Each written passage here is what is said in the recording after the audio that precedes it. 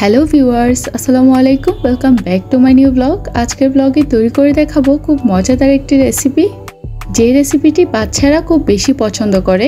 তবে বাচ্চাদের পাশাপাশি বড়রাও এই রেসিপিটি অনেক পছন্দ করে। আজকে যে রেসিপিটি তৈরি করব সেটি হচ্ছে চকলেট ওয়েফার বা চকলেট রোল। আপনাদেরকে একটু সাউন্ড শুনিয়ে দিচ্ছি।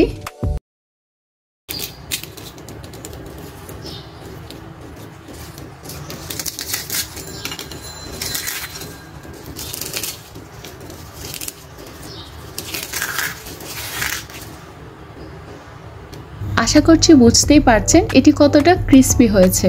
বাচ্চারা যখন বায়না করবে তখন চাইলে হুটহাট করে এই চকলেট ওয়েফারগুলো তৈরি করে দিতে পারবেন। আসুন তাহলে রেসিপিটি দেখে নেই। এরকম একটি ছাঁকনি নিয়েছি, তার মধ্যে 1 কাপ ময়দা দিয়েছি,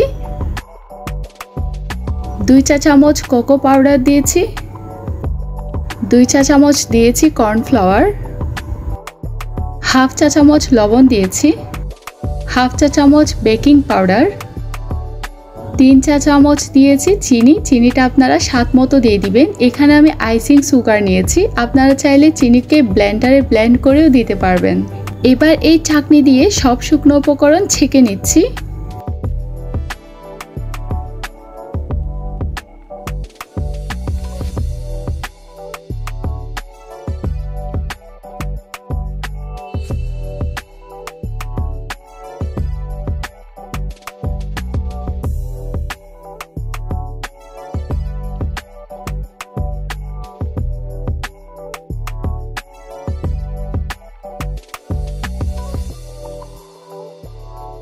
এই পর্যায়ে দিয়ে দিচ্ছি ভ্যানিলা এসেন্স,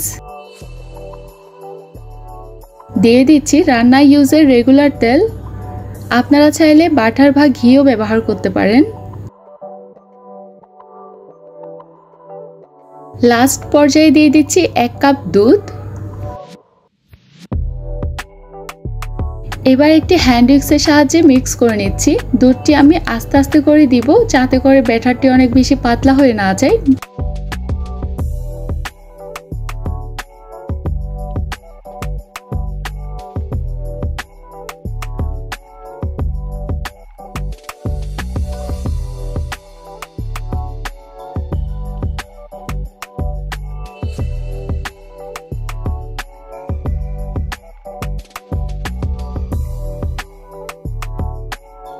ব্যাটার তৈরি হয়ে গেছে, আপনাদেরকে দেখিয়ে দিচ্ছি। কনসিস্টেন্সি এরকমই থাকবে। এবার আমি ওয়েফারগুলো তৈরি করে নিব। আমি নিয়েছি একটি ননস্টিকের প্যান। প্যানটি এমন গরম থাকবে হাত দিলে যেন সহনীয় গরম হয়। এবার চামচের সাহায্যে দিয়ে দিচ্ছি একটু করে ব্যাটার। এই পর্যায়ে চুলার জাল বন্ধ থাকবে।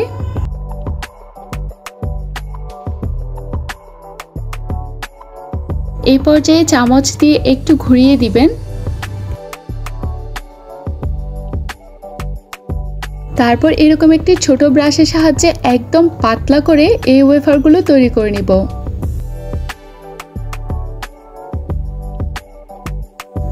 এই পর্যায়ে চুলার জাল একদম লো হিটে রাখবেন। তারপর আস্তে আস্তে করে এগুলো তৈরি করে নেবেন। এগুলো তৈরি হতে প্রায় 2 মিনিটের মতো সময় লাগে।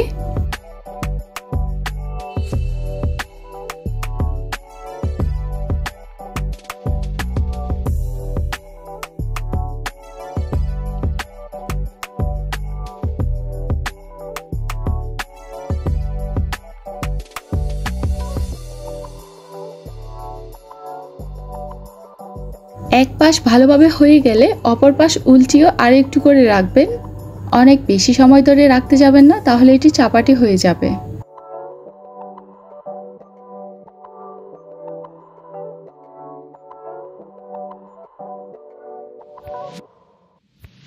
এই পর্যায়ে আমি একটি প্লেটের মধ্যে তুলে নিচ্ছি। তারপর অপর পাশে একটি জুস স্ট্র নেবেন। চিকন হোক বা মোটা হোক, যে কোনো স্ট্র নিলেই হবে।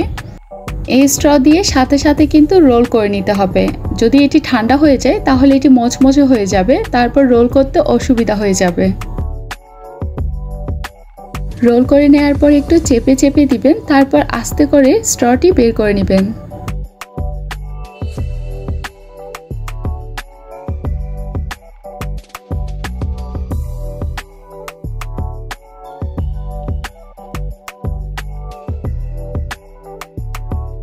একইভাবে আমি আরও একটি বানিয়ে দেখাচ্ছি যাতে করে আপনাদের সুবিধা হয় বুঝতে।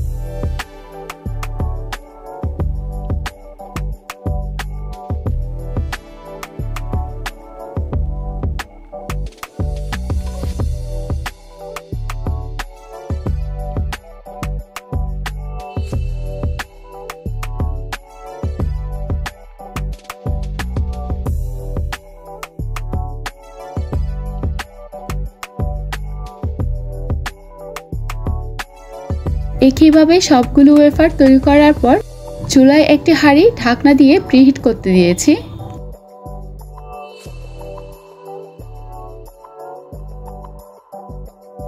তারপর এরকম একটি কেক মোল্ডের উপর নিয়ে একটি একটি করে ওয়েফার বসিয়ে দিব। হাঁড়িটি ভালোভাবে প্রিহিট হওয়ার পর আমি এই মোল্ডটি এখানে বসিয়ে দিব।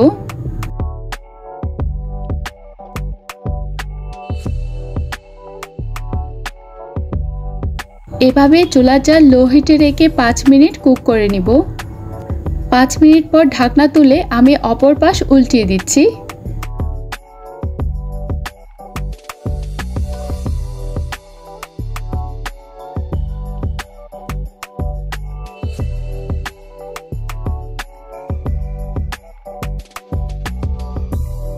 সেটিও 5 মিনিট ভালোভাবে কুক হওয়ার পর একটি প্লেটের মধ্যে তুলে নিচ্ছি। তুলে নেওয়ার পর আমি 10 মিনিটের মতো রেখে দিচ্ছি নর্মাল টেম্পারেচারে, যাতে করে এটি মচমচে হয়ে যায়। একইভাবে আমি অন্যান্য ওয়েফারগুলো এভাবে করে কুক করে নিব। এই প্রসেসে তৈরি করলে কিন্তু ওয়েফারগুলো অনেক মচমচে হয়। 10 মিনিট ঠান্ডা হওয়ার পর এখন আমি আপনাদেরকে দেখিয়ে দিচ্ছি ওয়েফারগুলো কতটা ক্রিস্পি হয়েছে।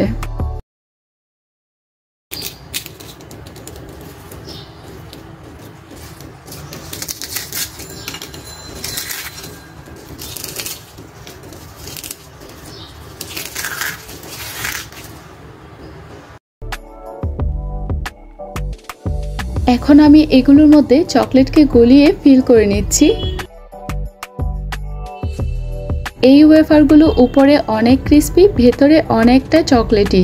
বাচ্চারা যেমন এটি খেতে অনেক পছন্দ করে, ঠিক তেমনি বড়রাও এটি খেতে অনেক পছন্দ করে। আপনারা অবশ্যই বাসায় ট্রাই করে দেখবেন, আশা করছি খুব ভালো লাগবে।